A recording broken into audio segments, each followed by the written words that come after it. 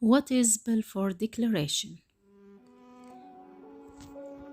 In the 2nd of November in 1917, the British Foreign Secretary Arthur Balfour sent a letter to the British Zionism movement, the Jewish Lord Richard, saying that the British government supports the building of a national home for Jews in Palestine. The letter is called Belfor Declaration, which violates international laws and human rights, violates the promises of Britain with Arabs at that time.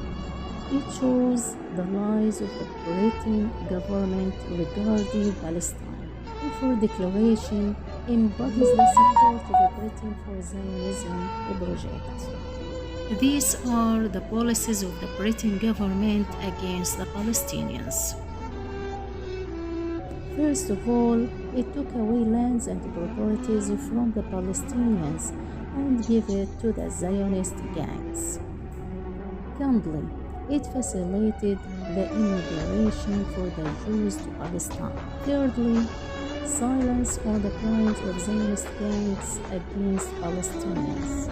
220 Palestinian villages were destroyed under the eyes of Britain.